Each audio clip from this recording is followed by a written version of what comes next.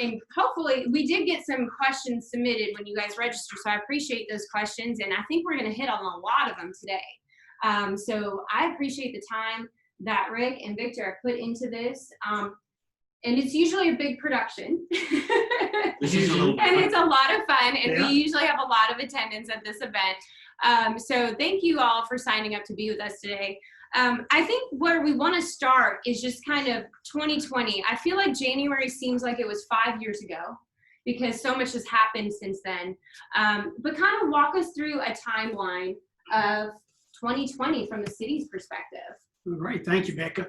This is very unusual state of the city, you know, but we're glad to do it at this time because we feel that, you know, it's a good time to share some information with all that's been going on. So to go back to early in January 2020, you know, I get to share probably some of the harder news for the first part of this year. Then Victor's got some exciting good news coming, so stay tuned if we depress you too much here in the beginning. Yeah.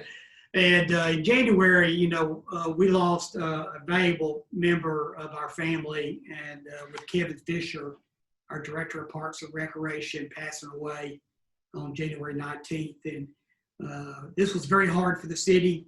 And it was right before COVID and all that was coming on. And we have since, you know, renamed Port Royal Park, Kevin Fischer, or is it just Fischer? It's Fischer Port Royal Park. And also the dog park, we have named Barkley Park after his dog and his pet, who was very instrumental in Kevin's influence of making that happen. So, you know, we miss Kevin, and that was the way our year started.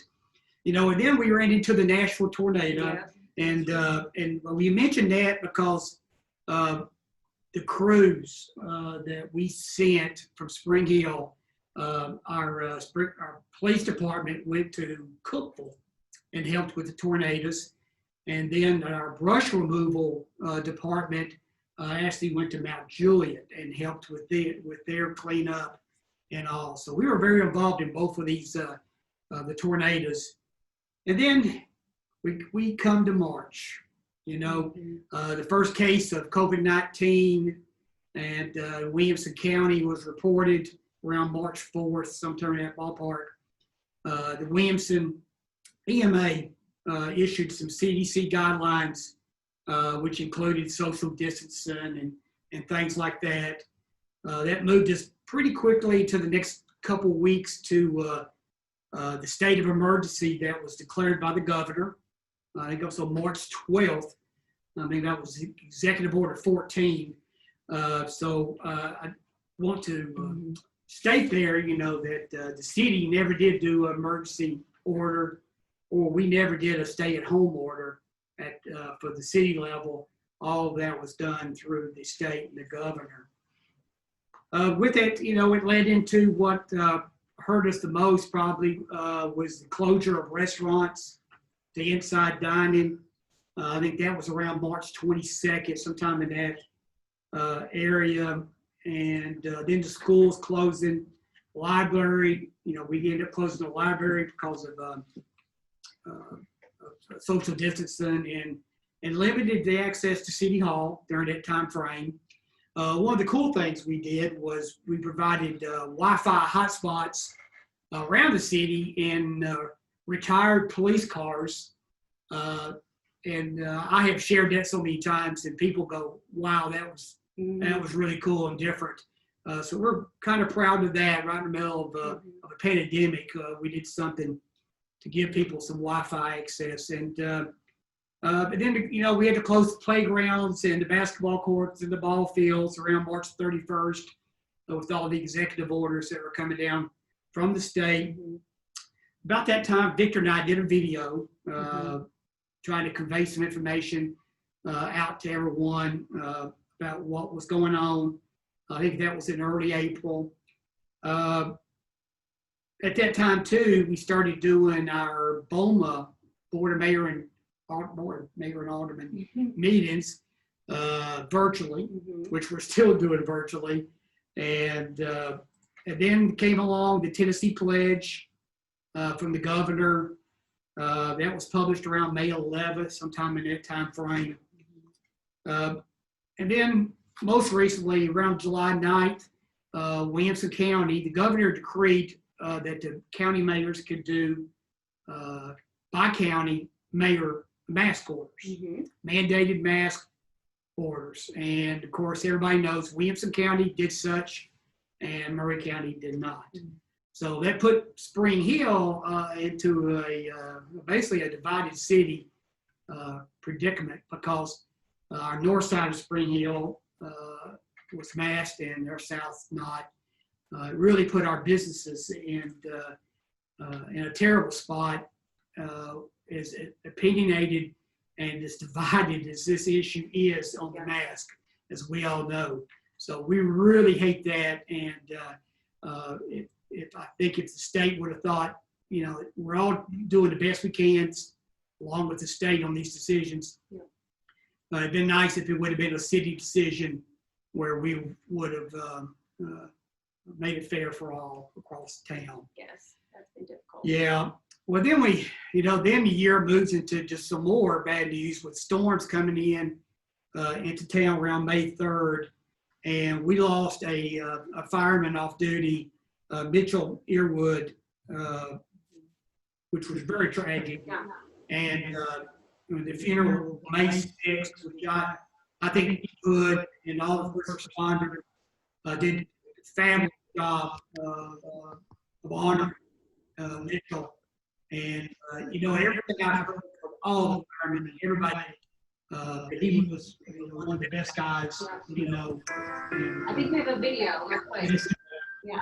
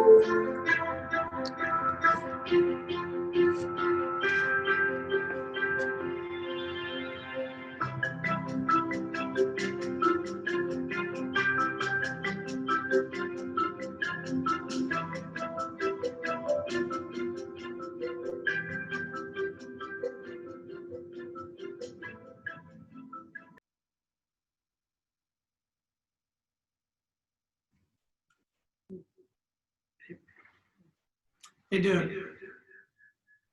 Now that was a touching video, and Yes. it was so touching to see this entire community and beyond us come through for that. And I want to share with you, because to be able to pull off a funeral as we did, and as the department did, we had to have a lot of help from neighboring first responders and all to come in and cover Spring Hill, because that allowed our firemen to grieve and to cope with this, and but also gave us coverage for fire protection during that time.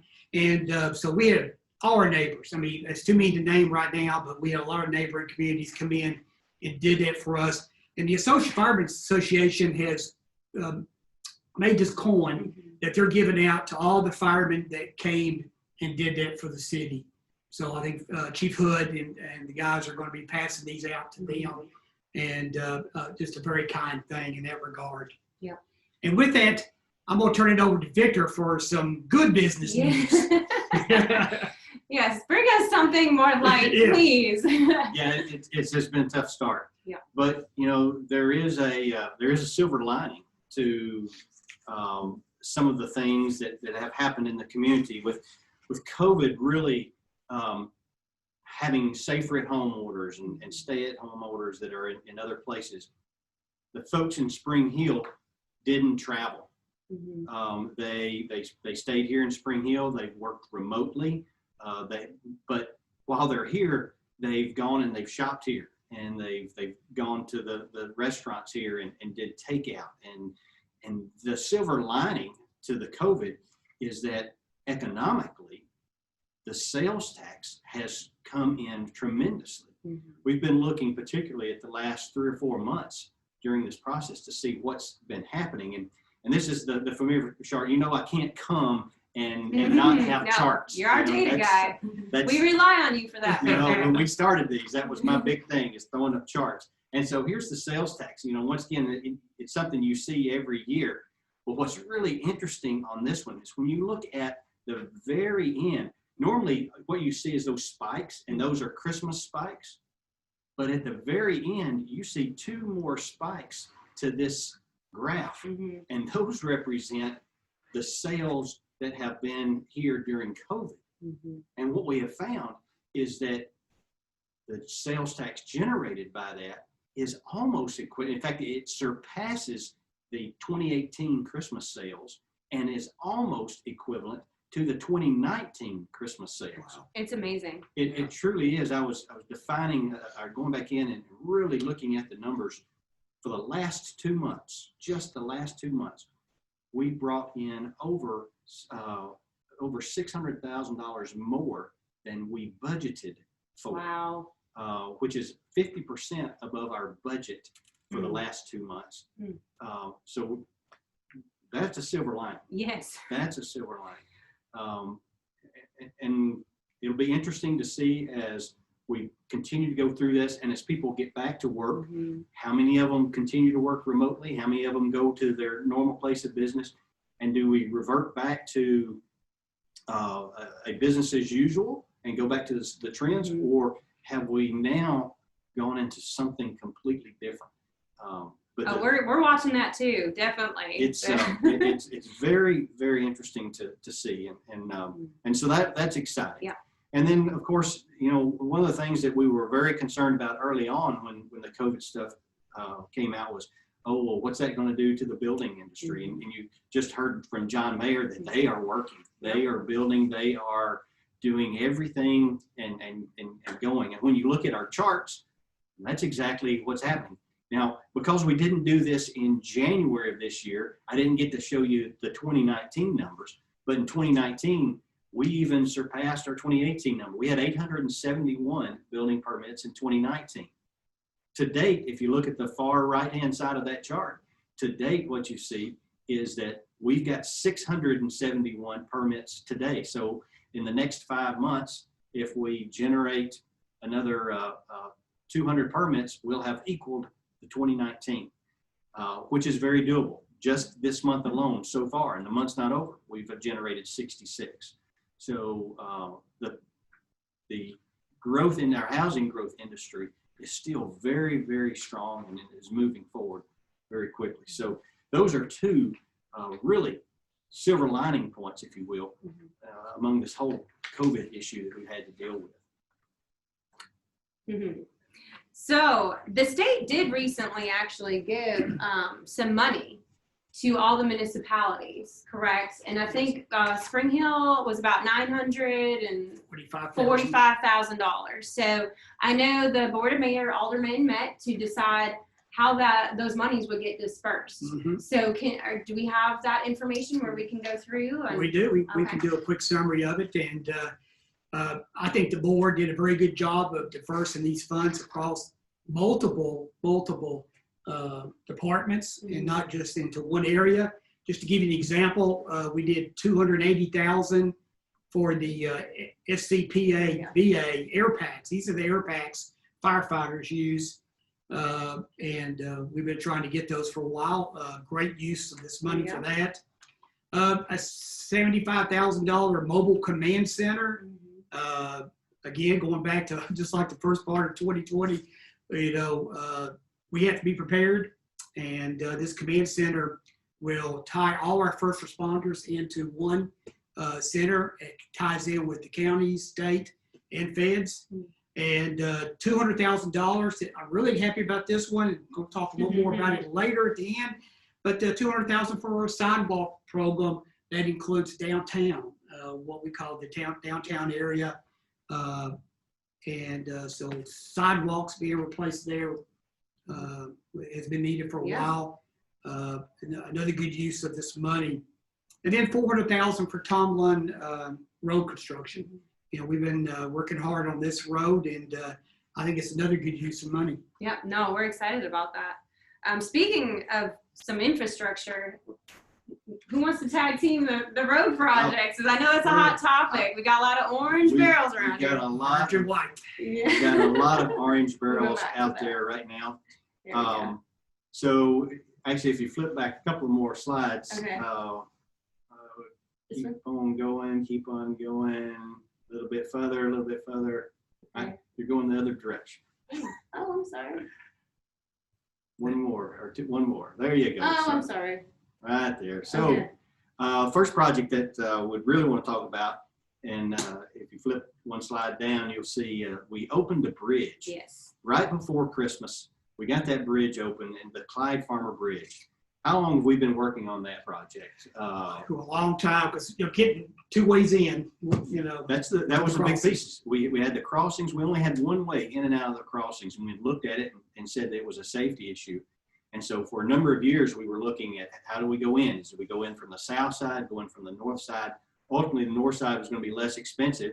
So then it was, okay, how we're going to fund this. And we included it as part of money that we borrowed this year to go back and reimburse ourselves. So we paid for it in cash and have reimbursed ourselves with a loan. But we got the Clyde Farmer Crossing Bridge open. And you can see in the picture there, you can see Clyde down in the corner. And of course, Clyde was the first fire chief for the city. And that night we were able to take a fire bill and put Clyde in it, and he got to drive. He was the first person to drive the bridge officially in Fireville.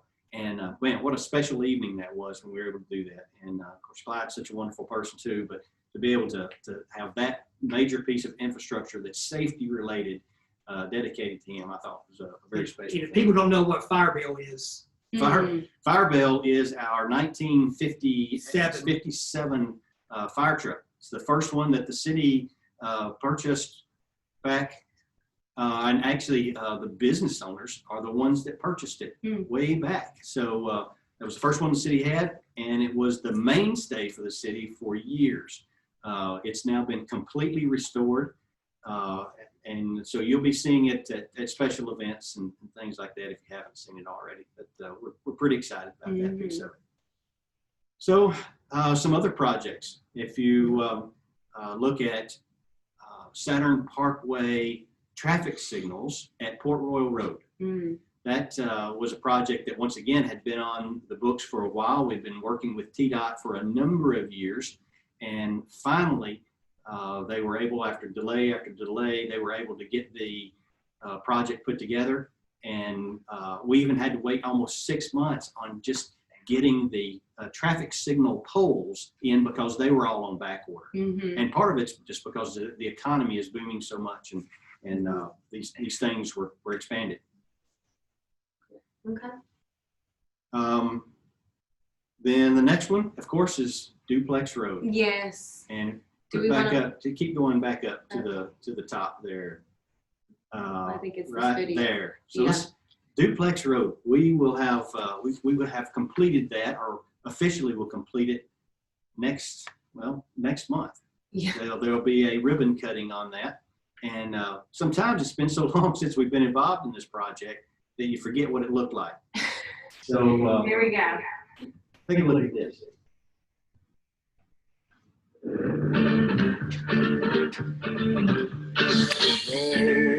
Roads, new roads, over rock and bush and sand, spreading out across the land. Roads where the sun beats down all day, where the muskeg drops away. And just one thing that the men all know, there's 21 miles to go. Stone Stone that's close must pave this road. Take the endless wear and load. Make a surface frost won't spoil. Send that stone to Imperial Oil. They're the men to lend a hand when new roads must be planned.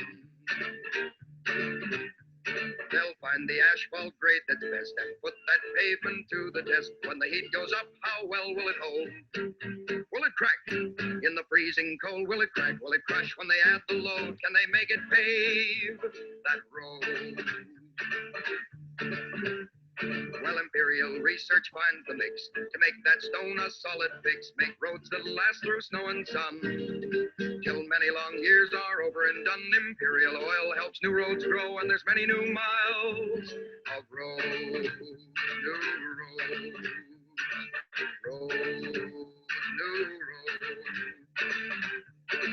Roads. New roads.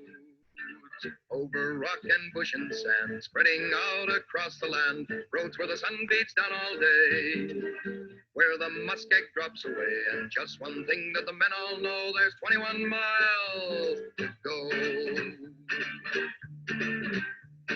Stone that's close must pave this road. Take the endless wear and load. Make a surface frost won't spoil.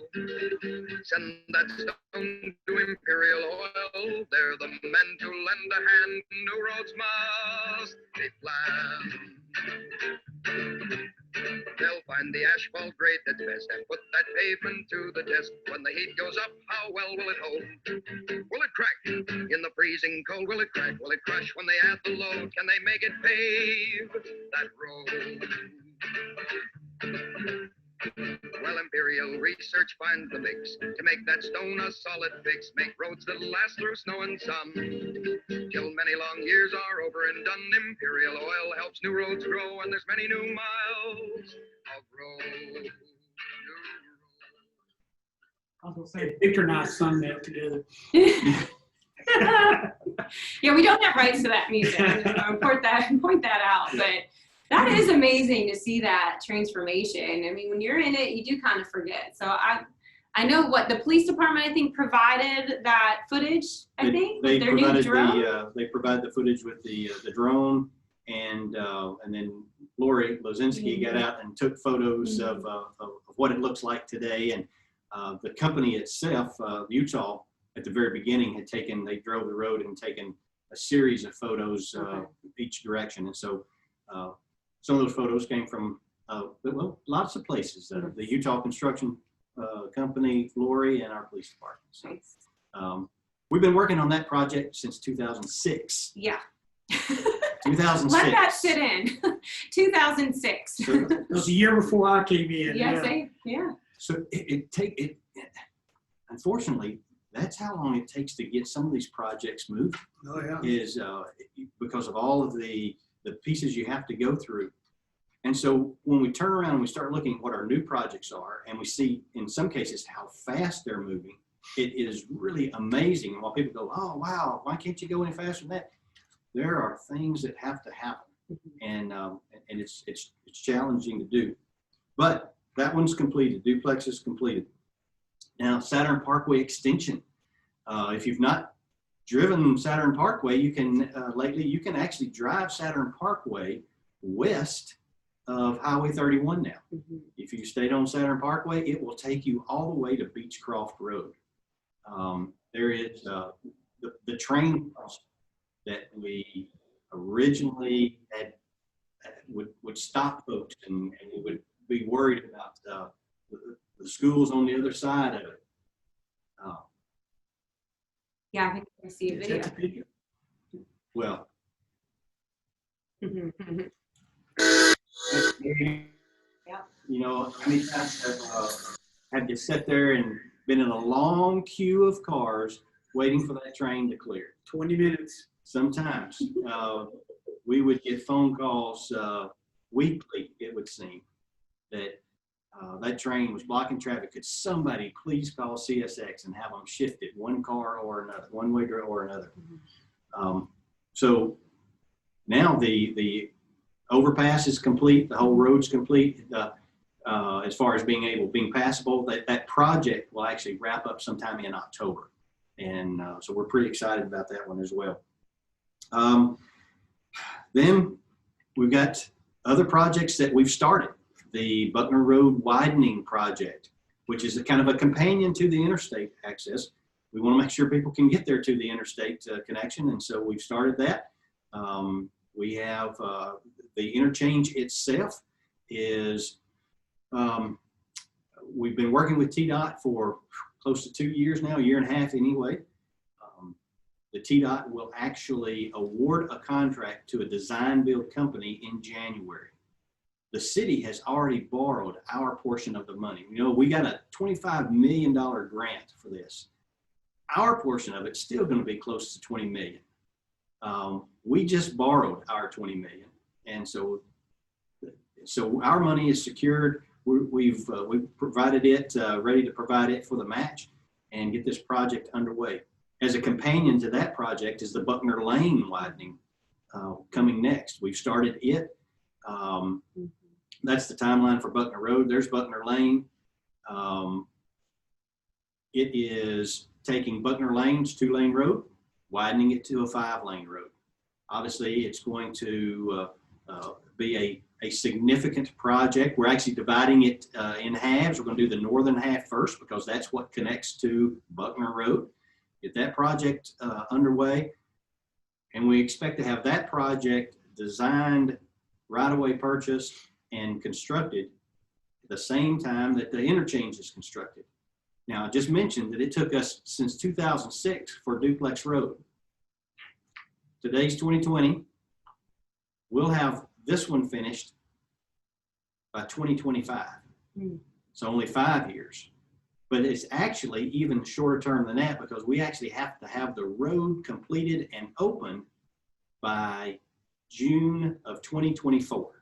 Which ties with the interstate. Which ties to the interstate. So at least the northern half of Buckner Lane and the Buckner Road tying to the interstate will be completed by June of 2024. Woo-hoo. Those are must-haves with the federal highway and the grant that we have. So we're pretty excited about those. We've got another on books. It's what are you going to do to the west side of Buckner Road?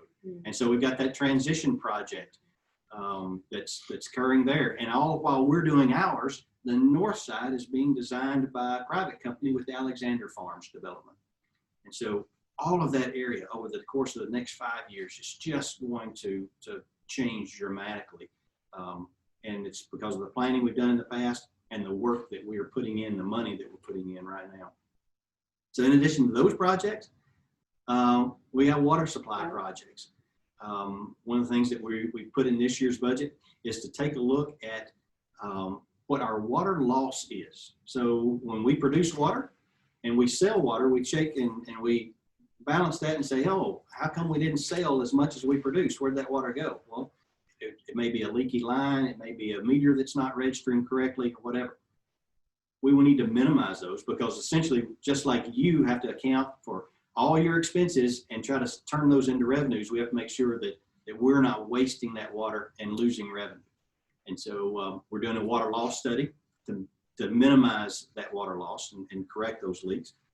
And then we're doing some sewer plant upgrades, things that we've needed to do for a while. It's taken some incredible amount of engineering to get us to this point. But we'll be working on those out at the wastewater treatment plant, both in doing some repairs to the oxidation basins, as well as front end repairs and upgrades to the headworks and the pump stations. So we've got a lot of things going on. No, and I've been keeping an eye on that because, I mean, that's obviously going to help with future growth, right? I mean, you got to have that infrastructure in place. It's not always the most fun thing to talk about, right? But Nope. we got to have it. Really crappy. Yeah. He said it, not me. So no, thank you for those updates. I know those are always the hot topics. I mean, those are the visible things that everyone sees around town is those orange barrels, and those are the pain points, right? The traffic, But it is being worked on, and we're getting better every day. And it's so exciting to see some of those projects completed. So thank you for your hard work. I know our state reps have been very involved too, so don't want to forget them in that process too. As far as budget, so July 1, new budget cycle. And so we are in a new budget year. What are some of the things that were approved that we're going to start seeing maybe purchased or seeing, happen now because of that new budget? Okay. Well, we, went into the budget right into the pandemic. So, we knew right along that that we were very concerned about sales tax revenues. Yes. And you saw the good news or heard the good news from Victor. And we actually took a 20% reduction on the sales tax revenues in our budget because we went in and we knew that we wanted to do what we called a bare bones budget. Keep it simple, bare bones, basically budget the commitments that we had committed. And but it got a little more controversial than a lot of us would have preferred. And but we worked our way through it. It was tough. I about pulled all my hair out, but we got through it along with staff. And we did come up with some good items in this year's budget. We did another fire truck, another pumper truck for the fire department. This is in addition to the ladder truck that's being constructed and being built. Yep. And we can't wait for it to get here. So this will be a second new truck for the fire department. They add in one police officer for traffic control. We hear a lot from people about speeders and traffic, and especially through neighborhoods. So we're adding a new officer that'll be added to our traffic patrol. A new drone for the police department. This is a very upgraded drone. And we've seen examples of it from our neighboring counties who already have something very close. We're adding another IT person. We're adding a person in the water department. We're adding our fourth knuckle boom for trash pickup. Brush pickup. I'm sorry, brush. Thank you. Brush pickup. Trash. Yeah, just pile your trash out. We'll pick it up. No, don't do that. So. Yeah, trash for the brush pickup. So this will be our fourth knuckle boom, even though we're predicting that we may have to retire one in next year or two. But so we're getting a jump on that one. Victor mentioned the bond issue. We did do a $26.5 million bond at an incredible rate of 1.92%. Wow. And yeah, you can't beat that. So a lot of that has to do probably with our bond rating. Being as good as it is. And with that, we're refunding the sewer note that we've had since 2010 to a 1.187% rate. So, the refinance, that's the refinance. Yeah, it's a refinance, yeah. So total savings with this thing amounts to over $4 million. Wow. That's an incredible number. $4 million savings with this bond issue, and it's the money we need that Victor was just talking about just a little while ago. So, I feel like the budget went well. The good news is with the numbers that Victor has described with the coming in, we can amend our budget through the year. This is what we talked about. That as it comes in, it'll be less of a projection and more of an actual number that's in our bank. Yeah. So if we need some big projects and other things, the BOMA will be able to use that to amend the budget. Awesome. I want to talk just another minute about that borrow. Of course, $26.5 million at an average of 1.92%. There's a component in that of somewhere around $850,000 that was to purchase the pumper truck for this year. That, because it's a short-term note, relatively 7 years, we got that for less than 1%, something like 0.87% for that 7-year period. One of the processes that we went through was to select a finance company or a financial consultant to help us in determining the best path forward. We chose a group called Cumberland Securities, and they have absolutely knocked it out of the park for us and helped us to craft that type of bond issue and to go to the rating agencies in this kind of a national economy and come out in a very, very strong economic position. So it's been a lot of work. The financial team that the city has is just been outstanding. They've done. True. Well, I know Vice Mayor Worth is excited. Yeah, absolutely. Absolutely. Yes, and then Tanya. Tanya, and then we still have Patty part-time. That's right. And together they have absolutely just been great as far as dealing with all the different aspects of the budget. Our last audit we got through without a single finding. Nice. That's incredible. Which was very, very good. And they're getting a new program, right? Part of the budget. Aren't they getting a new software? Yeah, we're going to get some budget transparency software, which basically will take our budget, which is, if you look at it, it's just essentially a print off of a spreadsheet of a bunch of numbers. It's really hard to understand. What this software will do is basically put it all in graphical form so that you can immediately look at something and go, oh, well, I can see the relationship difference between how much the police department gets versus some other department. And it'll just help to inform the public a lot more with regard to how those tax dollars are being spent. Wonderful. Yeah, and that'll be great on your website to put on as well. So Absolutely. that as we get more and more people wanting to move here, as we see every day here at the Chamber office, that's one of the things they want to know about That's the right. city that they live in and how they are good stewards of the tax money. Correct. So kudos to your team. That's They great worked news. hard. They did very good. Yeah. They had a great team. And I want to say too on that audit, because when I was elected as an alderman in 2007, we hired our first director of finance at that time, and we had pages. I don't even know what the number was, but it was pages of deficiencies to work on from the audit. So to get to 0 this year, that goes to show you the growth and the improvement that's gone on, and student staff. Well, I'm sure that's been one of your pain points to work on in this entire tenure of yours then. So kudos to you. It's all the staff, believe me. Well, speaking of which, so we've got election in April, right? I know the Spring Hill area is a little different on when we do our elections for alderman and mayor. Mayor Graham has decided to not run. And so, what are some of your priorities? And from now until April, we've got lots of time still. Mm-hmm. So what are you guys hoping to accomplish, I guess? Well, the one thing, the elephant in the corner is the building we're sitting in, Northfield. Mm-hmm. The middle of next month, the company that's looking at purchasing it, and we may have an answer from them. They may come back with another contingent. I don't know. Mm-hmm. They'll want another extension. Now, probably it's not the best time in the world to be buying a building, No. especially in their line of business. And so with the Northfield, with that paradigm shift by the board, we don't know what we're going to do with the library. Mm-hmm. Library would have been open by now. Police headquarters would have been open by now. We don't know where we're going to put codes, planning, even where we're the chamber. Yeah, our chamber office. We're going to chamber office, so we don't have any answers for those things.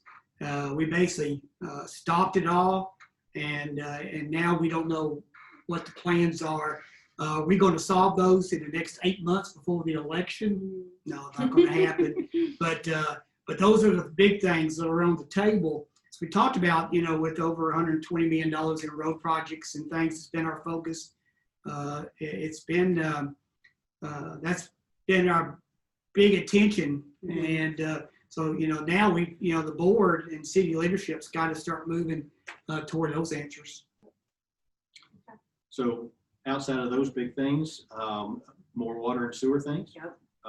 One of our big things that a project we're involved in right now is trying to get a water booster station on Highway 31, and what that will do is provide us to be able to take more water from Columbia. Our long-term plan is always to have purchased a certain amount from Columbia and then have our own plant that builds that as well, or provides some as well.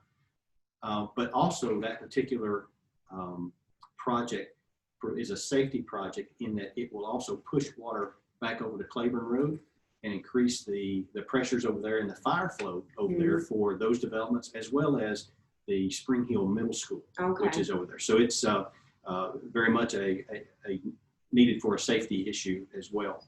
And with the sewer, we're continuing on with our I&I sewer system studies and trying to find the leaks in the sewer. Mhm. If we can get leaks out of the pipes in the ground, then we don't have to build as big of a plant on top of That's that. a good point. So we're actively working in that. Actually had meetings on that this morning. So Okay. very active. A lot of things are Yeah. going to be happening over the course of the next few months. Well, and it's going to be interesting to see what the census numbers come back as too. Exactly. That's I mean, we correct. did the special census, 2 years ago now, or a year ago? 2018 was when it was 2018. certified. Was when it was Okay. certified. So when you look at the permit chart, you'll see the line that shows basically on if we were able to count everybody up through today, Mm-hmm. based on permits that we've issued up through today, our number could be about 45,000. Wow. So it all depends on how many of those houses that have been permitted are ready and occupied and people are living in that get counted. Mm. But we're expecting a pretty strong number. Our 2018 number was 40,430. Okay. I think that we're easily going to be in that 43 to 45 Okay. range. Yeah. If you haven't done your census, Yes, please do. please do. Please do. It helps us It's tremendously. It's a lot of money. Yes, Yeah. that we get because of our numbers For every to count. support all these things we were just talking That's about. right. That's right. So, and we're neck and neck population wise with Brentwood. I That's mean, right. it's pretty incredible. I mean, you've been here a Yeah. lot. I mean, to see the transformation in our population in just the last 10 to 12 years is incredible. Very amazing. And it's been a lot of stress for our city to keep up It with is. that. So Yes, it is. again, we do appreciate all that your staff does. It's a lot. And we probably are more short staffed than Brentwood and some other places, I would say. I know our neighbors immediately to the south and the neighbors to the north of us. We have about a half of the employees, Wow. the ones to the south, and probably a third or less of the ones to the north. I'm not sure how many Brentwood has, but Yeah. we're very lean. Yes, we are. We are. Yes, we are. Lean and mean. Yes, indeed. Well, I think those are all the questions that I had. Did you have anything else you want to add? Yeah, a little bit, because we talked a little bit about the election Yes. coming up in April. And just to let people know, now's the time to be thinking about running if you're going to run. Mhm. I believe the process starts around October. You pick up your petitions. Now, I think the petitions have to be signed and in by the end of December. So if you wait till January 1st and say, I'm going to run for alderman for April, it's too late. Mhm. So now's the time to be thinking about that. We need some good people to run, and we could have a lot of vacant seats. So we encourage that. And we're hoping too, this may not be our last State of the City. I still would like to maybe do one before April. We'll see. We'll see how it what's goes, going at that time. And but if it is my last one, I'd like to see a couple things because it's been a great 14-year run for me. City's changed so much since 2007 when I was elected in with Bruce Hall, and so with that, our focus, as I mentioned earlier, went so much on the transportation and roads and infrastructure because we were catching up on a lot of infrastructure and a lot of roads from that turbo growth. Everybody loves to hear me say that word over the years. And so with that too, with the road projects Victor mentioned, there's another phase that we've got to start working on not far after, and that's the Buckner Road all the way to Highway 31. And that's got to be done. We're hoping to have some state assistance with that one. Okay. And then that's going to be quite a project, going to be another right-of-way. Mhm. That's another duplex road. Yeah, another duplex. And with that, the good news too was we worked hard to get Highway 31 Main Street on the state 3-year list. How many times, and I can't tell you the disappointment the years went through and we didn't make the list, but we're on it. We're on the list now. That was a major accomplishment and made us feel very pleased. So now with phase 2, we're looking at that L shape of widening 31 Main Street, and it can be done. People question, we've had it engineered enough to know that we can get smaller lanes in there, and you'll be able to turn on a new Buckner Road and take you right into the new gateway of Spring Hill that'll already be opened in 24 with the interstate and Buckner Lane. So the road projects, feel really good about that. Yeah. Feel really good about that, what we addressed and what we came in to do. But there's a lot of things on the back burner. Okay, and some of these I've talked about some in the letters I've written to the chamber and such. And we know what several months ago I created several task forces. Okay, and some people have criticized me for that we don't get results from the task force. That wasn't the purpose. The purpose was to start the conversation. We've been so busy with roads and projects. We have not focused very much on some big needs that we have. And these task forces was to start that conversation. No way in my mind do I thought, we would go out there and fix them and have these great plans and have them done, especially by the election. So that wasn't the purpose. But now's the time. Spring Hill's got to be looking 15, 20 years out from now. Yep. Okay, one of them is land preservation. And in 15 years, we're not going to recognize South Spring Hill. It's taken off like North Spring Hill did back in the turbo years. And if we don't acquire some land, either through purchase, grants, land trusts, whatever it takes with landowners, it's all going to be developed. And I think, we all know we need that balance and not to be, totally that way. The other one's a downtown task force. What we're going to do with downtown, the sidewalk program this year, it's kind of a good start. But I think a lot of us have visioned downtown to be more of an entrepreneur, maybe a non-chain environment down there where people can come in, open up a business, maybe, it's kind of hip, maybe a garage there one day. And it ties in well with the new development where the children's home is.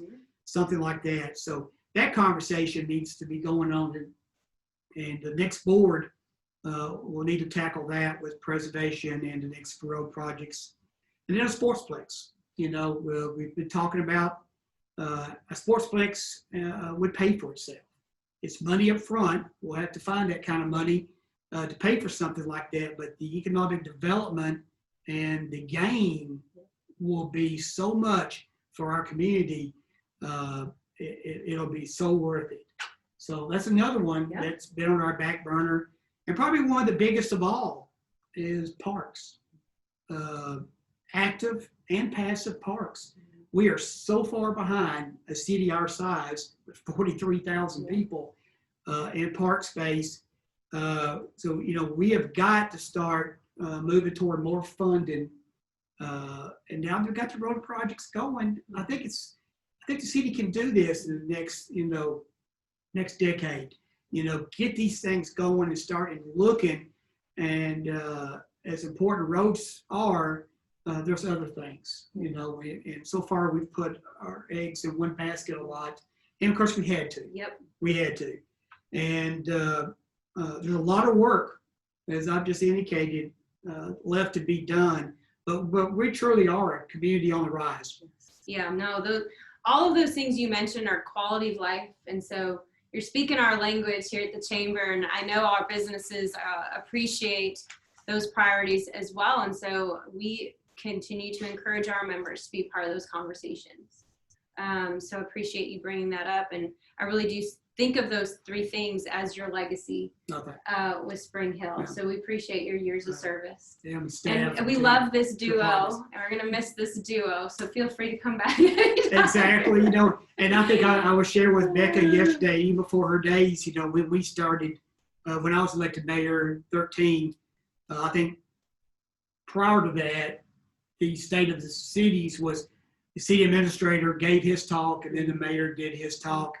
And we decided early on that, we're going to throw up two stools and have a conversation and convey this because the mayor's a part-time position. And in reality, it's one vote out of 9 on the board. Yeah.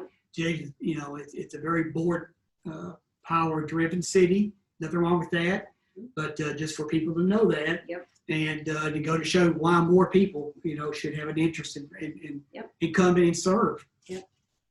Oh, thank you. Thank you. Anything from you, Victor? No, it's been an interesting year. Yes. 2019 was great. Yeah. Very successful. 2020 will be too. Yeah. We've got another 6 months. Yes. Or, well, 5 months. Yeah. No, and we appreciate the information shared. We get a lot of questions here at the chamber. You just answered a lot of them on our behalf, so we appreciate that. And those sales tax revenues, kudos to our businesses. I mean, it was a tough road. It was. Some people couldn't even be open. They figured it out and they switched to online sales, curbside, like it was nothing, and the community supported them. So Indeed. Spring Hill is a great place It is. to live and to do business. And thank you for what you do to keep it that way. Thank you. Thanks. And I think that's it. That's all we have. Appreciate everyone's work on this. And we hope to see you at the ribbon cutting today. If not, we will be booking some more events. So keep your eye open on that event calendar and your email inbox. So thank you for joining us today.